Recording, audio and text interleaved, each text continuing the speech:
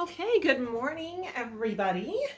And today we are going to do another applique demonstration here on my beach combing table runner. As you can see, here's the pattern. The pattern comes with the directions to do it in the North or South Beach colors. It's the same directions, just different colors, so I listed them differently. And I have laser kits on either coloration. So if you like something a little darker, you got your North version. The colors in the background are just darker. The appliques are the same. And if you are someone who wants a little brighter, sunnier, you've got your South Beach version. So here's your background colors that you can see on the front here, and then the reverse shows you all your appliques.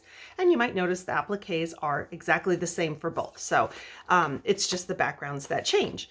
And I have both sewn up here. Here's my North Beach one and my South Beach one.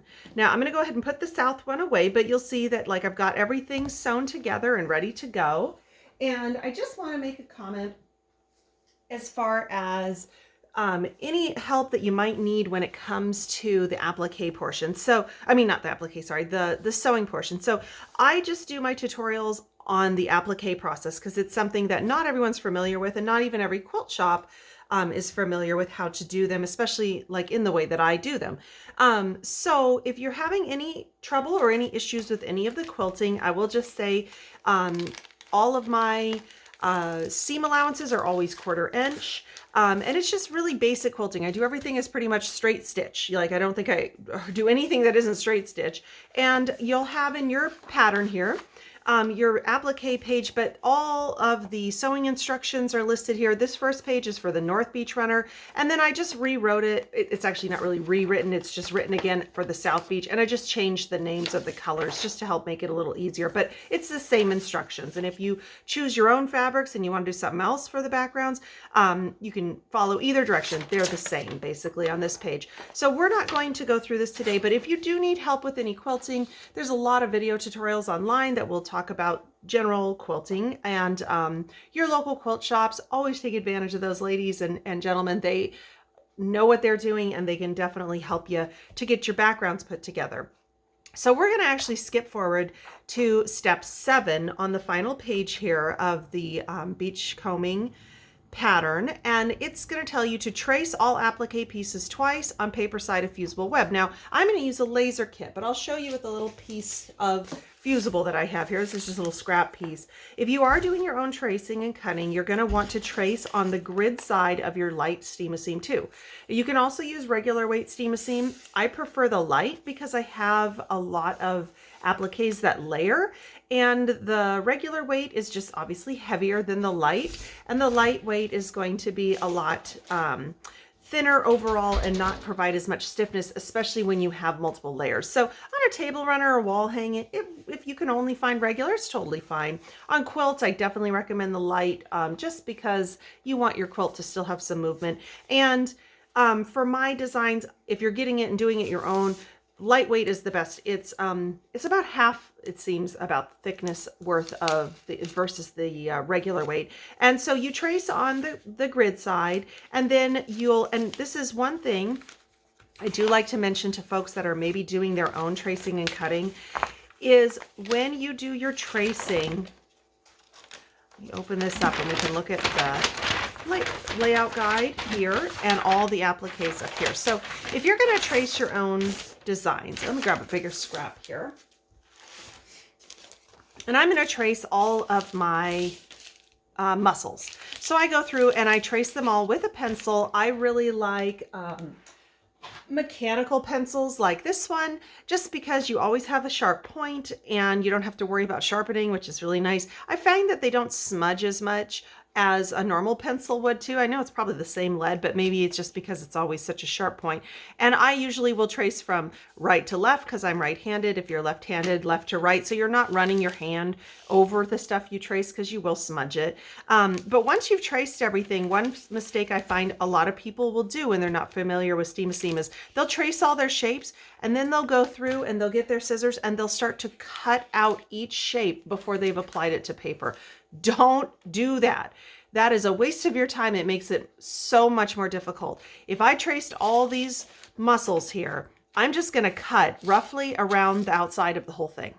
And you're tracing on your grid side, and then you just peel the back piece of paper off, and you've got your tacky side here, and you put this on your fabric, and then you're going to want to gently iron it, just literally for seconds. I mean, if my hand is the iron, once I've got it on the fabric, I place my hand down and I just run it across just enough to get it to warm up that glue and hold to the fabric while you cut, and then you cut all your shapes out.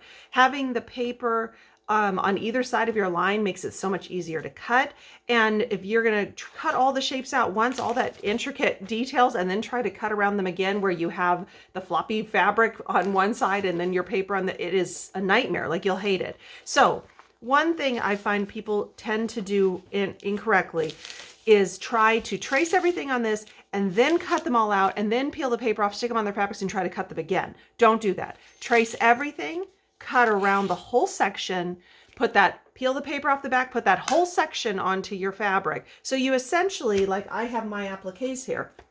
Here's my appliques, and I've got everything labeled on my black. If I had traced all these, I would have put this on the fabric and cut it out like this, and now I would start cutting my lines out. This will be so much easier than if I had gone through and tried to cut everything individually in the beginning. So just make sure, if you're tracing yourself, that you do it that way. So, but today we're using a laser kit because it's so much faster. People love lasers. It's very precise. Everything looks just like this.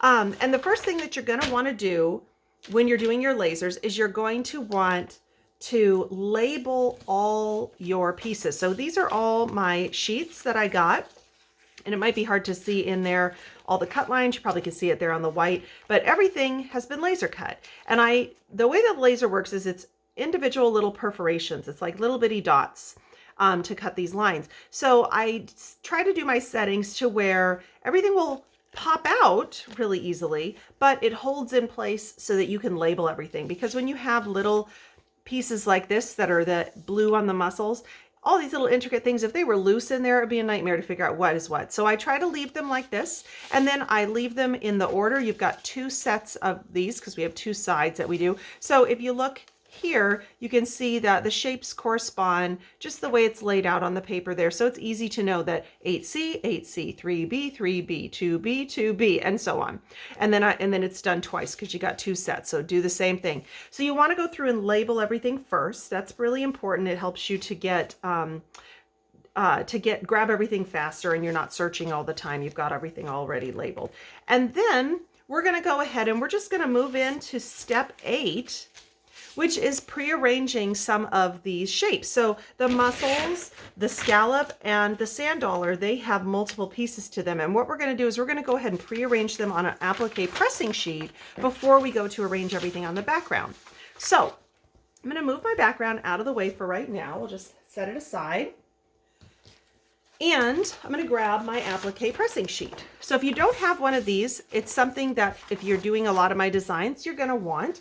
They're really handy, really useful for any time you're doing any sort of applique work like this. And actually, even for steam a seam, if you're going to go iron your, say you're cutting them yourself and you're going to cut your shapes out, put them on the fabric, and then iron them gently. Putting this over it before you iron is great. It saves your iron from getting any bits of glue that might seep out under the edges of coming out. So highly recommend them. This size here is an 18 by 20. I really like this size, but I don't like anything bigger than this. When they get bigger than this, I feel like they just start to get too big and they're harder to handle. They do have a 13 by 17 size. That is what I started with and I used for years. If you're getting into doing this and you're going to invest in one, that's a great size to start with. And they're found in most craft stores, and quilt shops have them a lot because this is a very popular activity these days, this laser cut appliques. Okay, so we're going to go ahead and lay our pressing sheet over our layout guide. And so I'm not going to arrange on the background yet, but I am going to arrange individual things. So I'm going to turn my light table on. And again, Another tool that you might want to use if you get into it is a light table. This one is an 18 by 24 size. It's a daylight, and they have 3 different sizes. There's one that's about half this size that a lot of ladies I've found really like that size if they're starting out. If you, and there's also like a small size that's more like the size for a piece of paper if you're doing tracing on 8.5 by 11 size paper. I love this size. Most of my patterns and designs will fit very well on my all of my designs are on a 24 wide by whatever long. So thus being 24 wide is, I love it. It works for almost all my designs really well, but it is, you know, an investment. You can also use a glass table with a lamp underneath, or you can even tape this up onto a window and then tape your pressing sheet up on the window too and use that to arrange against a window if you don't want to have to buy one of these right off the bat. And those both work great, and I've done both of those things. So we're going to start with muscles, and this is, you're going to need your light blue color and your black. That has all your muscle pieces, and we're just going to go ahead and we're going to arrange them. Now they're arranged kind of all over the place. So we have 1, 2, 3, 4, 5, 6, 7, 8 right here. And I'm just going to go ahead and start where 1, 2 is. That's fine. So we're going to do, and we have to do 2 of each one. So on number 1, and you know, you don't even necessarily have to look at this. They're kind of, these are pretty simple. So you could lay it on top of the 1, and then you can grab your 1B and 1C. So when you go to pop these out, you just sort of tug on them. And if you have a thread like right there that's stuck for me, I'm just going to take my scissors and snip it off. So you want to keep a pair of nice little sharp thread scissors handy. And I'm going to put my 1B on top. Now, it's harder to see through darker fabrics. Right now, I can see it. You probably can't, but I can see that it is right there. And 1C, and if you're having trouble seeing, the other thing that you can do is I have my light table on a not as bright because I'm just snipping some threads there, because it's harder for you guys to see in the video if I have my light table up super bright. But if I was doing this and I wasn't doing it in a video, I would have my light table all the way up. And if you still have trouble seeing through, especially dark fabrics, if you turn off your overhead lights, it makes it much easier to see. So I just did number 1, and I'm going to do my other number 1. And I'm just going to show you that, look how, I mean, it's very simple. It's 3 parts. It's pretty easy. And so instead of moving my thing, I'm just going to stick my second number 1 next to it. I'm going to grab my next number 1B, pop it out. And I do this little fold over on the edges because when you do that, a lot of the times the paper will remain folded, but the fabric will pop and release back off. And it makes it easier for me to peel that paper off. But this one, instead of me going and laying it over the thing, I'm just gonna eyeball it. And you can definitely do that. Most of my designs, especially nature designs, which the 99% of my designs I think are nature and nature inspired. They're all, basically I always say nature's very forgiving, and no 2 muscles are the same. So if your one muscle and the other one muscle are slightly off, who cares? They're on either side of the paper, and then it just makes them look like they're each unique to each other and not a repeat. So anyhow, so I went ahead and I did number 1, both number 1s, and I'm going to go ahead and I'm going to do number 2. And I'll do this first one by laying it on the shape 2B, and I have a few little threads wanting to stick in this blue, so I'll just trim that off there. And then I look kind of close, I can kind of see it's about right there. 2C,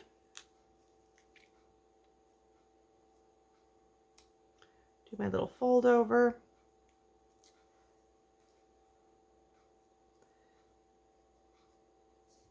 And then for my second number 2, instead of moving my thing around, because again, they're pretty easy. You can kind of eyeball where they go even. And you know, if you didn't want to even put it over the layout guide, you could probably just kind of eyeball them and just place them on there, and they'll look great. So I'm always telling people, I'm not telling you to be sloppy, but I'm telling you that they are forgiving. And if yours is a little different than mine, that just makes it unique. So don't fuss too much that your little blue lines are exactly perfectly in place. So I just eyeballed that one. It looks great. And for number 3, that's what we got down here. So I'll go ahead and I'll move it over. We'll do number 3, the first one. Just pop it right out. And if you have any little threads that stick out, you can just trim them off with your thread scissors. Go ahead and place number 3, and then number 3B. And for some reason, this blue one is just wanting to have little threads stick. And it's funny how some of them, the settings I do on it are all the same. And sometimes, it's like you have absolutely no trouble. Everything pops out, no problem. And then other fabrics, it's like they just have ones that they just want to stick for some reason. And I think it's like just between the different weaves. They're all the same too, but so it's like, this one got cotton fibers that were just a little tougher. And then you'll get the same color later and you won't have any issues or anything like that. But if you have any of these little threads sticking out, you just trim them off. And then just trying to do my first one so that I kind of follow the guide. And then my second one that I'm going to do next to it, I'm just going to eyeball it just like I did with the other 2.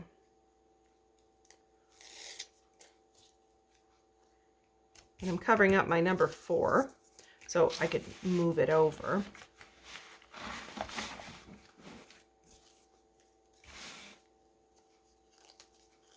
Pop these out. And you see that I kind of give them a little tug.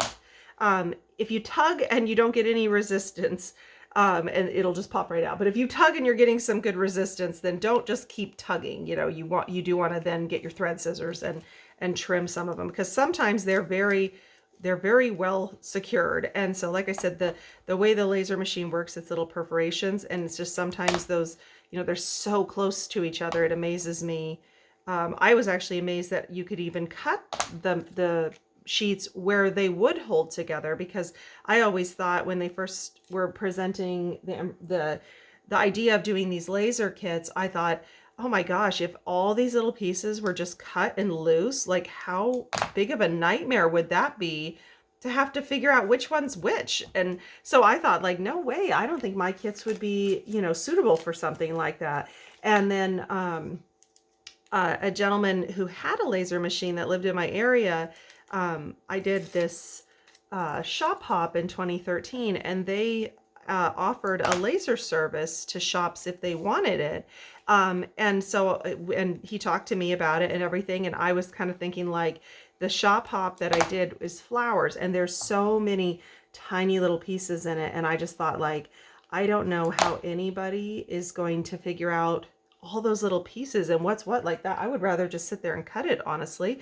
And then he showed me how they stay with, how he did the setting so it stayed within the sheet. And I was just shocked. I could not believe that they would stay in there. And I thought, well, now that makes sense. And now you can label everything and you can know what's what. And so that kind of convinced me finally to give the laser idea a try. And I'm sure glad I did, because boy, these days, that's all anybody wants is laser. And I don't blame them, especially with my designs. I know a lot. Oh, I'm just going to leave that one there. We're going to eyeball number 4, the second number 4. I know my designs are quite detailed. That's what people love about them. And I think sometimes maybe hate about them when you're putting it together. But once it's done, it's like, oh, they look so nice. So, it's worth a little bit of work. And when you get a laser, really, it's, more than anything, it's like peel and stick. That's what I always tell people. If you could do stickers, you can do a laser kit. They're so much easier than they look. I try to do all the hard stuff for you. And just so everybody knows too, when it comes to the laser kits, one of the things that you'll see in your instructions, usually the very first line in all of my patterns is to do pre-washing. And that was the other thing that when I started laser kits, I thought, like, well, if I do batiks, like almost, I think actually everything in my laser kits are batiks. And I thought, I can't like put steam a seam on stuff that hasn't been washed and then sell it to people. What if they get bleeding? And I know that batiks, especially solid batiks, can bleed quite a lot. And so that was the other thing, is I said, if I do laser kits, I'm going to have to pre-wash my fabrics. And I was thinking, like, I don't know if I really want to do that. That seems like an awful lot of work for me to put these kits together. You know, when you used to do the cut it yourself kits, it was like, oh yeah, you cut some yardage, cut it into like pieces. I always labeled everything, pack it up, no problem. You can get them done in no time. Laser kits are a very different story. So a lot of people don't realize that my business is basically me. I get some help from my mom, and I get some help from my husband, and I get some help from my kids. But and last year my cousin's wife was amazing and folded a whole bunch of my patterns for me in the spring. And but that's it. So when you get a laser kit or a pattern or something, especially the kits, like my hands put it together for you. And I go through, and because I just was insistent that the fabrics that were being cut in the applique process here had to be, so I'm moving over here to the 678, just so we know where I'm going. I really wanted to make sure that they were not going to bleed, because I've had issues where when I've been impatient and I've had a fabric that I've just like, oh, I just want to finish. I just want to see how this is going to look. And I hadn't pre-washed, and I've had one time in particular that kind of, I learned my lesson from it years and years ago. It bled so badly when I steamed it, not even, you know, just like not even washing it. It was just steaming it. The steam made it bleed so much that this terrible brown rust color got all over my background, some white areas. It was on it was on my moose and spruce design, and it got in the antlers of the moose. It got everywhere, and it completely ruined it. And so I kind of learned my lesson after that, you know, it's worth taking those extra moments and at least pre-rinsing. You don't always have to necessarily wash everything. Sometimes, especially small pieces of fabric, I will just rinse in my sink and make sure that the water's running clear. Make sure you also put it on a high heat, because, you know, when you go to steam, you're not just like running it under cold water. You're putting it on under a hot iron. And oh, I lost a tiny little piece. Okay, so my 6 just now, one of my pieces dropped out. I'm looking around to see if I can find it. If I can't, I have 2 options. I can cut another, or my number 6 can just be short that little piece. Let's see if I can find it real quick. Are you here? Are you here? Are you on the ground? Sometimes I find them later stuck to my pants. Well, I don't see it anywhere. So I lost this little piece on my number 6. So I'm going to just show you another thing. You can cut. You have plenty of extra space here. You could cut another one if you want. Or if you're like, yeah, I don't want to cut another one, you can just take it. You can just make this one like this. And that one can just be like that. And I can almost guarantee you that nobody is going to notice that your number 6 doesn't have its other little blue piece. And my number 6 little blue piece might show up here in a minute, and then I'd go, oh, okay, well, I'll put it on there. Or maybe I won't. Maybe I'll just leave it alone. Anyhow, back to what I was saying about stuff bleeding. If you do have kits that you get that have small pieces, and even in my kits, I don't pre-wash your backgrounds. So if you're getting backgrounds and borders and they're smaller pieces, I just recommend rinsing them in the sink until your water runs clear. And then you can throw it in the dryer, or you can just iron it dry too, either way, or leave it out, let it air dry. But when you go to steam, make sure you're using hot water when you do that, because when you go to steam, you're going, of course, to be, you know, putting your iron on it, and that is going to be very, very hot. And I have definitely noticed that with some batiks, you don't see a whole lot of bleed come out until the water starts getting real hot. and then you'll start seeing some more bleed. So you don't necessarily have to pre-wash all the batik fabrics that I use in my appliques. I do put them through an actual wash cycle in my washer with detergent and everything. You don't necessarily have to do that. You can just pre-rinse them in your sink and then throw them in the dryer or air dry or iron them dry. And that way you don't have to worry about having bleed later on when you go to fuse everything.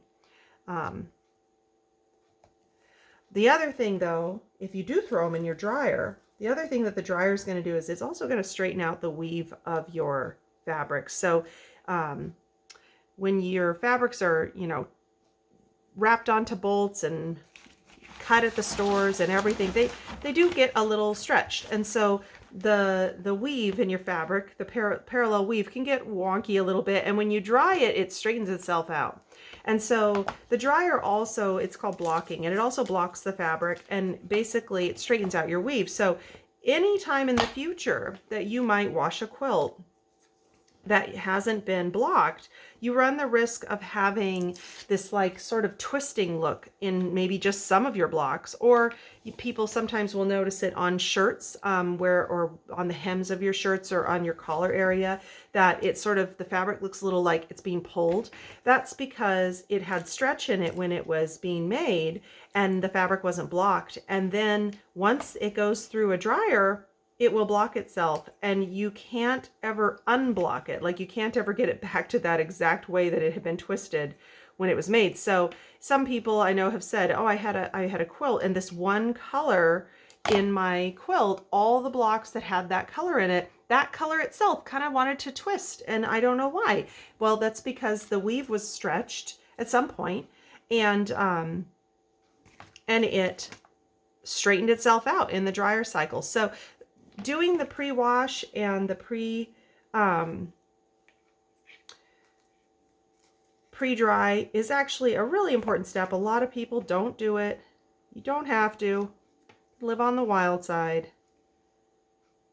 A lot of risk takers who just don't want to do it. But I always do. And all my kits, all these applique pieces, all these fabrics have been pre-washed, and then they are iron dry before I apply the Steam-A-Seam to them and put them in the laser machine. So there's quite a lot of work that goes into putting these kits together, but it's because I want everybody to have the best results, and I want everybody's designs and work to last. And so it's important to me that I do it right. Plus, it's no fun having people text and call and email you, and because they're mad because their brown piece bled all over their background and now their thing's ruined, and you're like, oh, well, shoot, I should have pre-washed. I know a lot of companies or a lot of places that do stuff they don't, but I always do. So if you get one from me, oh, and if you ever get a kit from me too, if you get a kit that is one of my patterns that another store's put together, it won't be a laser kit, but any kit you get from me too is going to have this little kit packaged by Wildfire Designs Alaska, and it has my website on it. So if you get a kit from me, you'll see that on. I always make sure that goes on all my kits, just so that people know that was from me, packaged by me. And I am Wildfire Designs, so it was packaged by me. Okay, so I've done all my muscles, and actually my black and my blue, those are done. Throw those out. That's out of the way now. And I never found that little blue piece, so my little 6 number 2 is going to be a little less blue. That's okay. Okay, so now we're going to go ahead and I'll do the scallop since it's right here. So my scallop pieces is this tan, and then let me find the other pieces, and then this purpley. I think that's it. Yep, that's it. Tan and purpley color. So the scallop, S for scallop, we're going to start and we're going to do it in numerical order. So S1 is out of this purple print here.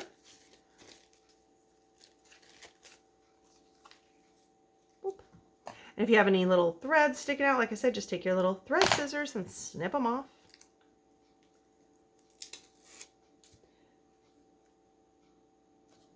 Okay, S2 is this really big tan piece, just pops right out. One little thread sticking out there.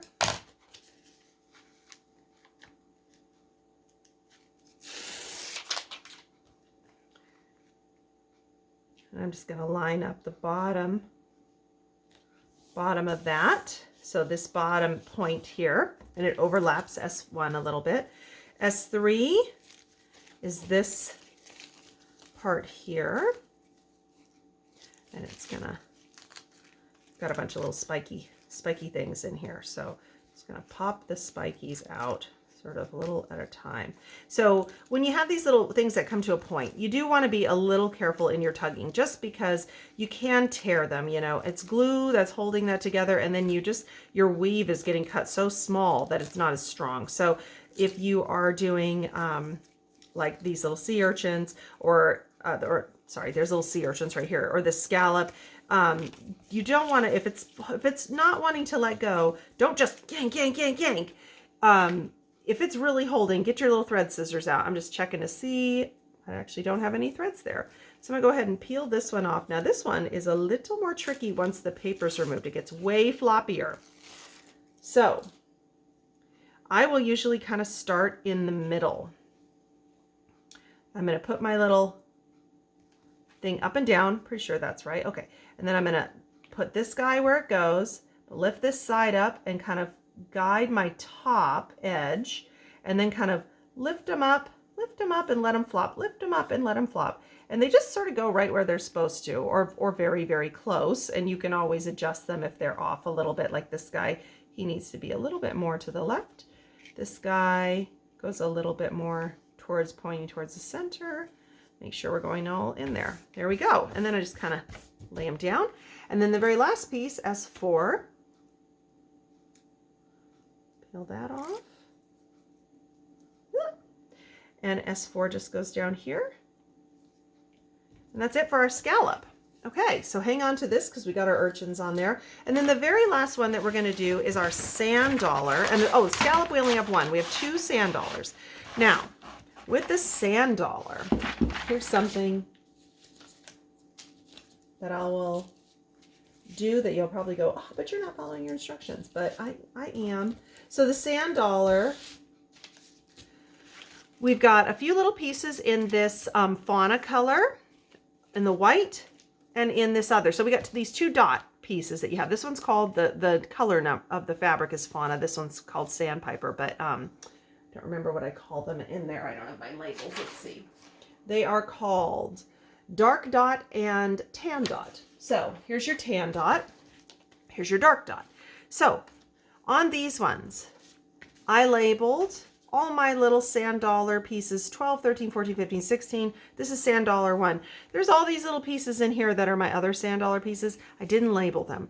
Why? Because they're all pretty much the same. And I thought, what a pain in the butt. I don't really care. They're all the same. I'm just going to grab some and put them on.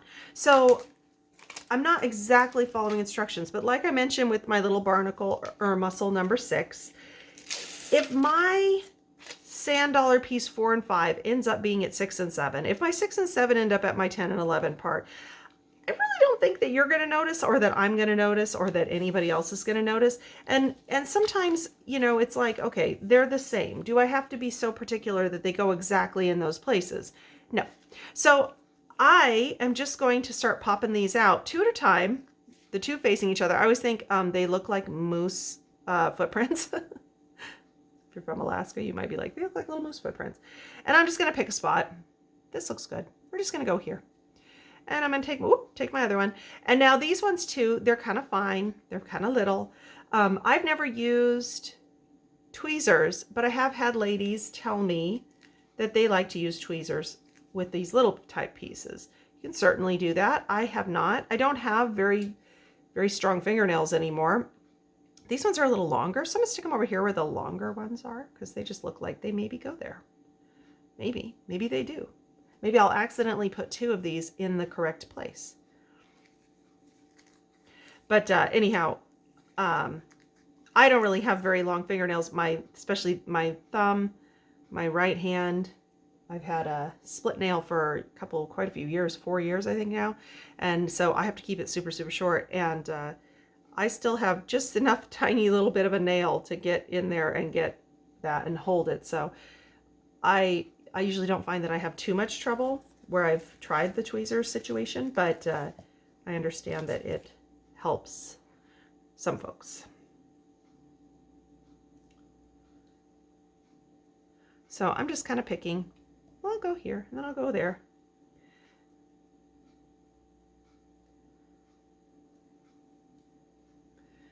Just get them all on there.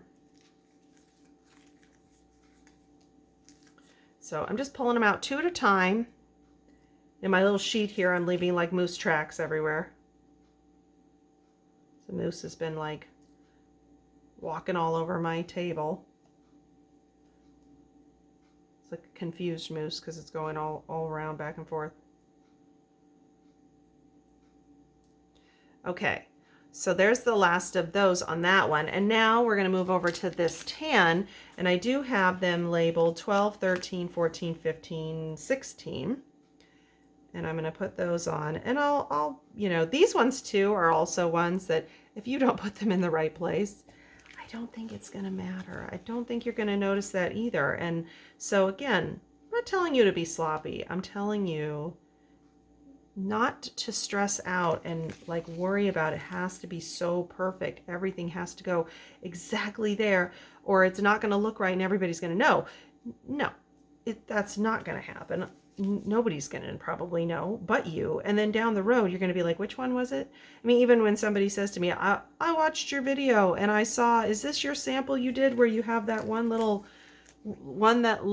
muscle that's missing a blue? And I'll be like, yeah, it is. Which one is it? I don't know. Let's look. And we'll probably stare at it forever before we can figure out even which one it is, you know? So, so don't worry about everything being exact. Okay, so I'm on to my second little sand dollar and grab my scissors there. I had a little thread sticking out. And then once we get this done, this is all of the things that we do pre-arranging. Everything else is just starfish that are just single pieces. And I think that's it. Oh, and urchins. There's some urchins. They're just single pieces too. And we'll be arranging directly onto our background. So once we're done with the arrangement, then it's just steam it and then finish your quilting and your binding and you're done.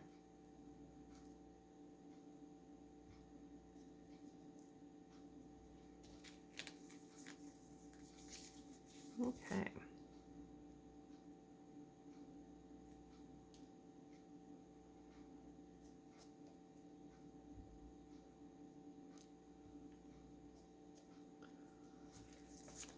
Okay, getting there, getting there. So while I'm doing this, I'm going to talk a little bit about quilting for folks that want to quilt on the appliques. So these appliques, because they have the steam-a-seam 2 behind them, if you quilt on them, which you definitely can do not quilt on them for one until after you've fused them. If you wait, or if you try to do it before, you're going to find that the glue is going to gum up your needle really bad. So if you're going to do any stitching on the appliques, go ahead and wait till you fuse them into place first, and then do any sort of decorative stitching you might want. Or if you're just really convinced that they're not going to hold down and you have no faith in the steam-a-seam, I understand people do feel that way and I get it. You definitely can do stitching on the appliques once you've fused everything. Otherwise your needle's just gonna get all covered in glue and you're gonna get mad at it. So fuse it first, let it cool, let it get, give it a few minutes, and then you can go ahead and do some stitching. Now, if you're going to stitch on the appliques, I very, very, very highly recommend using a matching colored thread, because if you use clear thread, basically the thread is filling in the holes of where you're doing, where your needle goes in. And if you're using a clear thread, it's going to leave a little hole, because you're not just going through the fabric, which kind of will heal itself around clear thread, but you're going through the fusible, and the fusible does not heal itself. So it will leave a little hole. And when you do it, especially on lighter colors, like if I were to go through with clear thread and stitch around this sand dollar, it's going to look like a whole bunch of little black dots. And I don't like the way that looks. at all. So if I was going to stitch around this sand dollar, I would get a white thread and I would use that white thread so that the white is filling in everywhere where the stitch line is. Here I would get like a purple. Here I would do a black. For me, because I don't particularly do a lot of sewing, and I don't really, number one reason is I have a neck injury, so that's one of the, I can't really sit at a machine for very long. So I like to just use clear thread, and I stitch on the backgrounds around everything, and I'll go into that a little bit more later, but you certainly can stitch on these. You just don't want to do it till after you fuse them, and you want to use a matching colored thread when you do it. So, okay, so I've got all my prearranged things done. I'm just going to set this off to the side. We're going to use it again in a moment, but I do want to go ahead and do a temporary fuse now of all my prearranged stuff. Now, one thing to note, actually the only one I really need to temporarily fuse at the moment is this guy, because he has this piece and this tan piece that aren't going to be touching each other. Oh, and it looks like that piece needs to be moved over a little bit. I'm actually going to lift that up and move it just by eyeballing it so it's covering that piece. This guy, I can lift this up right now and everything stays on there because it's a solid white piece behind all these little things. So I don't even need to mess with this right now. I don't need to put any iron heat on it. And all of these little guys here too, the muscles, I don't have to do that either because all these blue are on a solid black. So the only one I really want to maybe fuse a little bit before we go on to the arrangement part is my scallop. And it's really only because there's a few pieces that make it up where it's not one big solid piece behind it. So we're going to go ahead and we're just going to put a little heat on this to warm up our glue, and I'm literally going to do it for seconds. And I'm not even worried about this upper part. Like, this purple is hanging off over the tan, but it's going to stay in place. The only part that's going to really want to come off is this purple here. So I'm just going to put my heat right here, about 1, 2, that's good. And that's enough heat. And that, as long as your iron is on, my iron shuts off a lot. As long as your iron is on, and I got some heat there, that is enough. You do not want to fuse at this point. So that's another mistake people will make. They'll think, oh, I got to fuse it. It's got to really stick it all together. What I just did just now should be enough heat to hold it together. Now it's got to cool off for a minute. Don't try to peel it off when it's still warm. Give it a couple seconds. And while it is cooling, let's go ahead and get our background ready to go on our layout guide. So in your instructions, we've arranged the scallop sand dollars in numerical order, lightly fused, removed from pressing sheet. Now, like I said, you don't necessarily have to do it on the muscles or the sand dollars. You can, and you definitely, I mean, it will keep everything together, but I'm not too worried about it right now. So if you're doing this, in this case, a lot of my designs, you definitely want to lightly fuse everything because, like I said, with the scallop and with many of my other things where you're combining stuff, you don't have one solid piece behind it. It just happens with the muscles and the sand dollars that you do, and so the fusing isn't completely necessary here. So we're going to begin final arrangement, step 10, on, and so we're going to lay the pieced background runner over the layout guide, centering the runner vertically and horizontally using the dash marks. So the dash marks are on our, here we go. Here's our vertical and here's our horizontal. Now, of course, we need to know where that vertical and horizontal are on our background as well as our center. So you can do it a couple ways. You can fold this over and you can put a little crease. I know that my vertical center is going to be right through here. I don't necessarily need to crease it. I'm looking at my points, point to point to point to point to point. I'm going to make sure that that dashed line is there. My horizontal center is going to be through these points of these larger ones. So I'm just going to kind of eyeball it, turn on my light, got my layout guide there, and I'm going to say, okay, here's my vertical. I can see my vertical center going through that point, so we're good. Now, where's my horizontal center? Oh, it's way down here. I got to move way down. So I've got my horizontal center. It's at that point. Lift this up, move it. And it's going through that point, and it's going through that point. Now, it might be hard for you guys to see, but I'm looking at my dash lines there, and then making sure, okay, my vertical center's off a little, so I'm just going to gently slide it over. Got my vertical center, check my horizontal center, and I'm good. Okay, so I want to keep it here. I don't want it to move around a lot while I'm getting ready to put everything on there. So I'm just going to put a couple, you can tape it down if you want. What I like to do is just put a few little things to weigh it down. And that just makes sure that I don't bump or move anything on accident. If I do, everything moves together. So we've got ourselves centered. Beautiful. Puppy hair. I have an Australian Shepherd. She's black and she has, her hair's on everything. I clean, I sweep, and it's like, all of it's gone.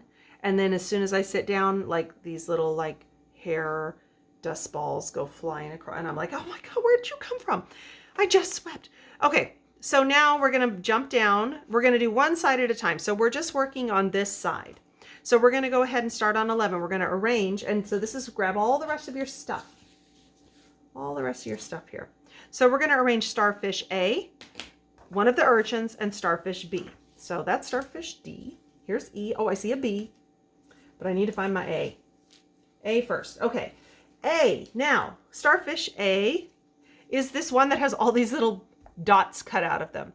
Now, I thought there's no way I could ever have somebody hand cut these themselves. So if you're someone who's doing hand cutting, you could take a hole punch and try to make some of these little dots if you want.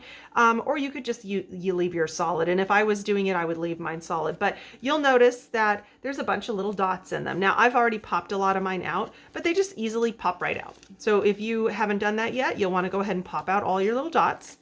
Pop out your whole shape of A, just one of them for now. And we're going to arrange A. Now, if you're not sure where something is, I lift and look, he's over here. He's right over here. I see him. And I can kind of go, is this right? Okay, that looks about right. So I'm going to fold that paper over, get it to release. I'm going to put my little starfish A. Then I'm going to go find B, which is this guy. And now there is a reason. Oh, I want to do my urchin first. Sorry. There is a reason that I do them in this order. So you do want to do them in this order because they do layer upon each other. So sometimes it won't matter, but a lot of the times there's a reason for the order. So do them in the order that it says, just in case there's a reason. So now I just lost a little point off one of my urchin. I don't really mind. I don't think that it matters that much on this urchin. If it cuts way down at the bottom, you can take that little point and basically you lay down this applique without it. And then you would just take that little point somewhere and you just butt it right up against it. And it will, when it goes to fuse, it will heal that little tear. But my urchin, I don't really mind that he has that little point missing. And I'm just going to go ahead and put him on here. Now, here's the other thing with the urchins. That is where he goes, but he's not exactly correctly aligned. Let me see if I can even find the right alignment. Okay, that's the right alignment. So I've aligned him correctly now. But if I went like this, do you notice a difference? What if I go like this? Do you notice a difference? No, you don't, because he's just spiky everywhere. So he's technically supposed to go like, no, that's not even right. I lost it. You know what? I don't care. I'm going to put him like this. That's how my urchin's going to go. I'm not worried about his exact spikes spiking off in the right place. He's fine right there. I think he's just going to hang out that way. He moved since the design was done. You know, he's alive. He's just kind of, he's migrating. It's warmer the other way, right? And then my little starfish goes right there. Okay, so oops, I do that all the time. Turn off my light when I've got it. My little power button's over here. Okay, next we're going to do starfish C through E and the sand dollar. So find me a C. Oh, that's my other B. Here's a D. I'm going to pull a D out just since I know where it is. And I got a few little threads on my D that are sticking out, so I'm just going to clip those. Sometimes they're like not even whole threads. They're like little wisps of threads, but I just don't like them, so I'm just going to get rid of them. Here's a little C. So I've got C, D, and I need my E. Where's E? That's F. Here's E and E.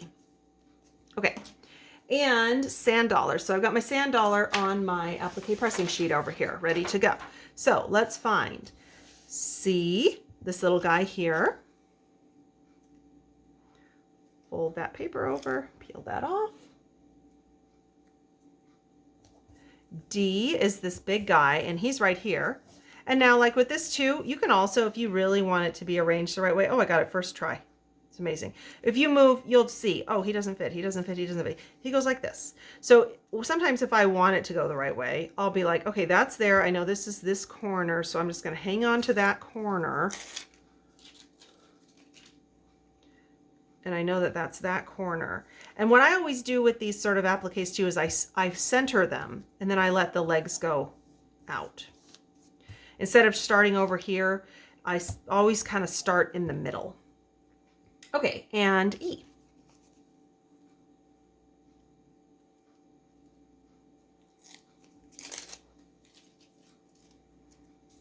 And where is E?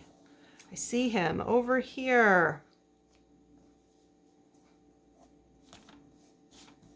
Okay, E and a sand dollar. So I'm gonna go ahead and take that sand dollar that I peeled off before, and I'm gonna place him right here. Beautiful. Okay, and then next we're gonna do starfish F and mussels 1 through 8. So starfish F is this little white starfish.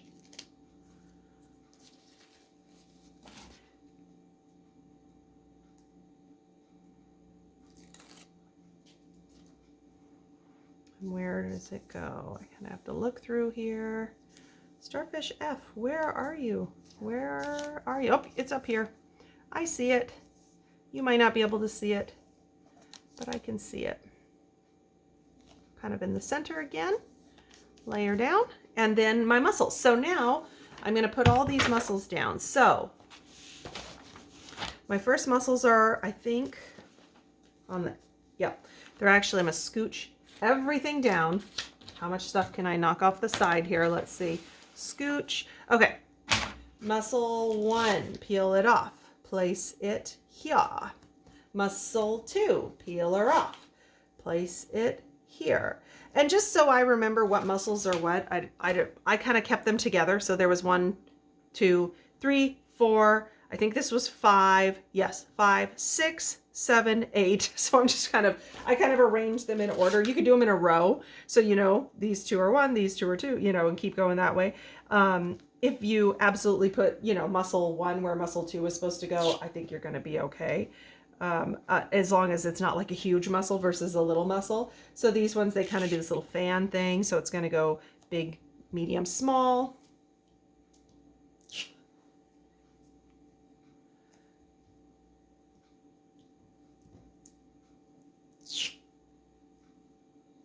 So I'm just grabbing them off my pressing sheet. 1 through 8. Okay, beautiful. So now it says lightly fuse for a temporary hold. Now, if you're going to not finish right now, I would definitely do the lightly fusing. We're going to finish the whole thing and go through and do a permanent fuse, and everything is pretty tacked in place pretty well right now. So I'm just going to go ahead and flip it. I'm not going to worry about lightly fusing at the moment. If you're not going to finish this for a while, or you think you're going to get the appliques on and then you're not going to quilt or do anything for a bit, definitely, I mean, I would just go through and finish it. But you could lightly fuse. If you're going to lightly fuse, all that is sort of like when we were putting that scallop together. You're just going to take your iron, press down, lift, press down, lift, press down, lift, all over them, just to make them so they have like a temporary bond to your background. But because I'm going to finish this whole thing now, I'm not going to actually do that right now. Okay, so now I'm lining up my vertical and horizontal centers. So it's kind of hard to see, I'm sure, in the video there, but I've got my dash lines going through here. I've got my other dash line going through to my points here, points, points, points, all the way, these points through the middle. And I'm going to go ahead and I'm going to put my little weights on there. Bring this stuff over here. And we're going to go through and we're going to repeat the same steps that we just did. So we're going to start with starfish A and B. So I need B. That's my urchin. Oh, and I need my urchin. So I grab my other urchin, pull him out. And that's it for this piece too. That one's done. And oh yeah, my other Starfish A, which is this one with all the little dots out of him. So Starfish A first. He was over here. There he is. Oh, and Starfish A, it can go, you know, it rotates around too. There is one way that's right according to the layout, but again, you can kind of put it on however you want. Don't worry if, you know, yours is upside down from mine. Urchin, just slap an urchin in place. I'm not even attempting to figure out which way those little spikies go. There is a way, and you can find it. You want to take the time. You do you. And B. Now we're going to go on to Starfish C, D, and E, and then Sand Dollar. So I'm going to pop E out here, and that's it for that one. I'm going to pop C out of this. That's it for this one. And I'm going to pop D out of this, and that will be it for this one. This one, of course, wants to give me trouble. So hang on to little threads. Oh, and that is really holding on to threads. So here's my little scissors. So if you pull too hard, you pull the threads right out of the applique. If that happens, you'll notice it on your light table, but once you don't have the light behind it, you won't really notice that if you have a thread that gets pulled out. That's it for that one. So C,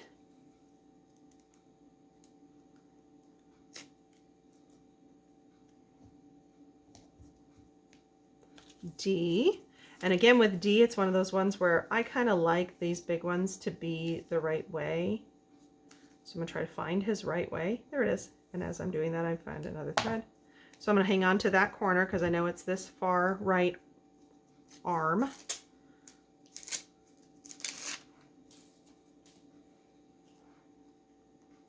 And I'm going to kind of put him in the center and then put his legs out from there.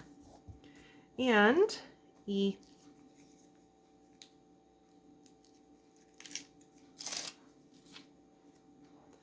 And E is up here. And then we're putting our Sand Dollar. So I'm going to peel that off my pressing sheet. Bring my Sand Dollar over here. Place that in place. And then we're going to do Starfish F. My last thing to pop out here. Starfish F. That's done, and that's everything. It's everything popped out because all the rest of it's on the pressing sheet. And F goes up here. Okay. And then we're going to do muscles 1 through 8. So I'm just peeling those off my pressing sheet again and putting them in place. 1, 2, 3,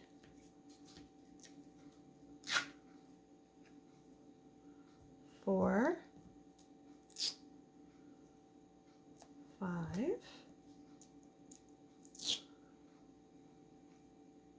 6, 7, and 8. And then the last thing is to arrange your scallop. So my scallop I had put on there, remember I had pressed it, so I had lightly fused it, and see how it just sticks kind of as one piece now. You can see how that purple just sort of stuck to that, but it still remains really tacky because I didn't put heat to it for too long. And you also want to make sure that your iron's always on just a medium heat. You don't want it too hot. You don't want to overheat the glue before you get to the fusing part, or you can ruin the glue and it won't bond well. So finally, we're down to 14, arrange the scallop in place. And now fuse everything well with steam. Okay, so we are done with our layout guide. I'm gonna pull this out from behind and get this out of the way. And I'm gonna turn off my light table and get it out of the way. And so we're essentially finished. So now if you don't have time to sit there and do the whole steaming process right now, this is when you'll want to just lightly fuse everything in place.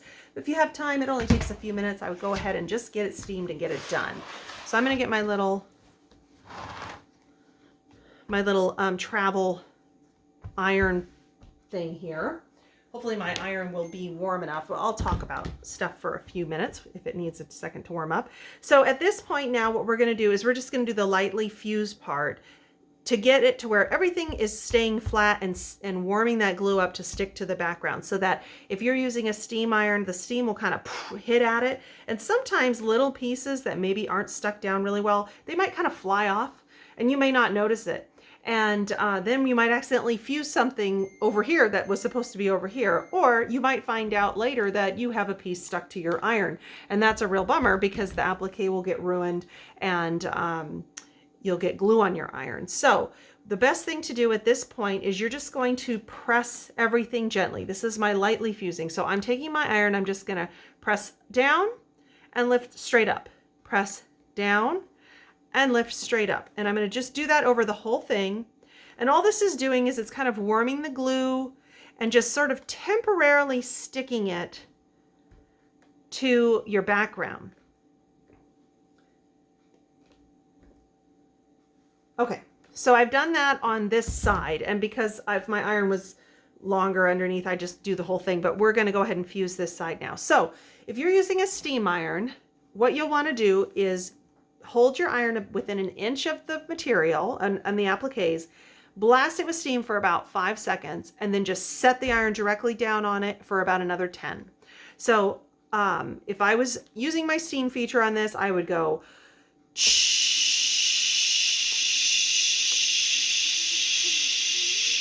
and set it down on it and let the dry heat evaporate all that moisture and fuse that glue really, really well. Now, if you don't have a steam iron, or if you don't have a steam iron that you trust, which would be me, this steam iron decided one time that it wanted to spit out a whole bunch of iron and minerals onto my fabric. It got on a white background and it just ruined it. I was super bummed.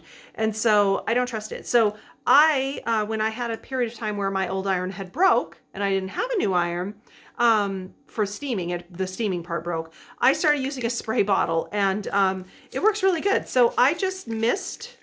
You can use a mister or a spray bottle on the mist setting. I get it pretty wet, and then I just place my iron down on one footprint, covering my appliques, and I just let it go for about 10 seconds or so.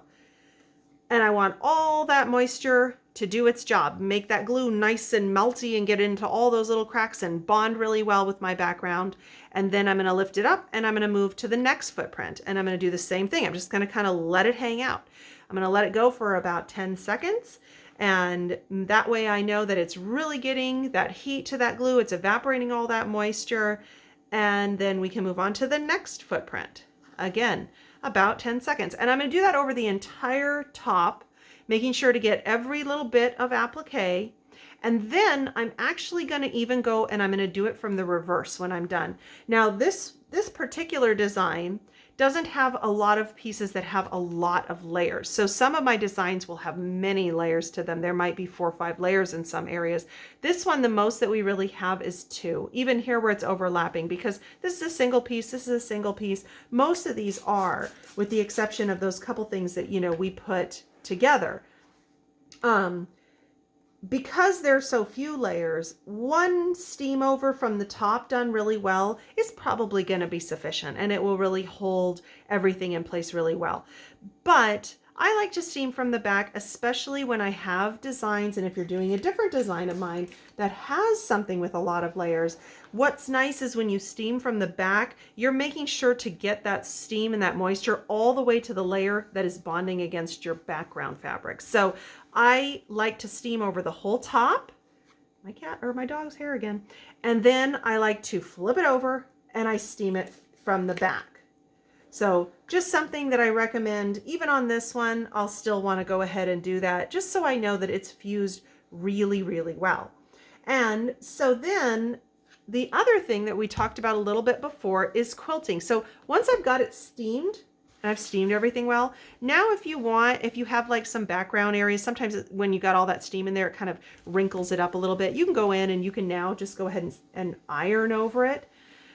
Don't do that until after you've steamed everything well, though, because you run that risk that those little appliques might lift up a little bit and stick to your iron. So I'm going to do this side. Oh, actually, hang on. First I'm going to put, I didn't lightly fuse this area. So first I'm just going to put that dry heat over everything just to make sure everything kind of warms up and sticks. Then I'm going to start to spray, and then I'm going to do my steaming.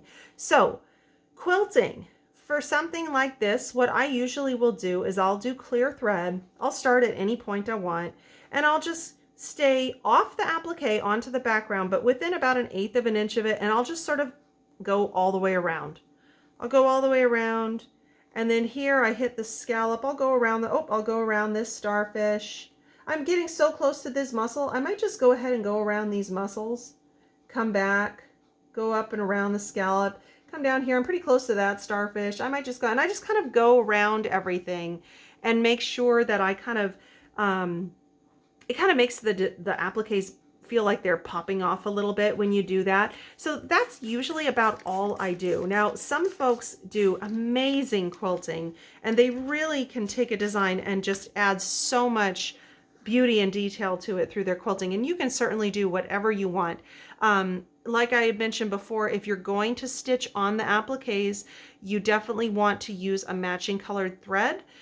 Don't use clear, or you're going to see these little dots, especially on lighter fabrics, and you're not going to probably like it because it doesn't look so good. It looks like little black dots all over it. So you don't have to do a lot of stitching. I rarely ever stitch down my appliques. The only time I usually will do that, and I use the matching colored threads, is if I'm doing appliques on a quilt, because a quilt is going to get a lot more love, a lot more washing, a lot more wear than this table runner. This table runner, it's decorative, it's pretty. It's probably not going to get food like spaghetti and stuff set on it, because, you know, you're going to very likely get messes all over it, and who wants to get spaghetti all over their beautiful table runner? So most table runners, wall hangings, they're not going to get a lot of, most table runners like this and wall hangings aren't necessarily going to be getting a lot of washing. In the case that someone does spill spaghetti on this and you need to wash it, put it in your washer on a gentle cycle, or you can hand wash and then let it hang dry, air dry. Don't throw it in the dryer, because what's the dryer going to do? It's going to do what I'm doing right now. It's going to be taking the moisture that's in it. It's going to be applying heat to dry it, and it's going to loosen up your glue to where you're going to have a likelihood of things peeling off, because you're essentially like re-steaming it.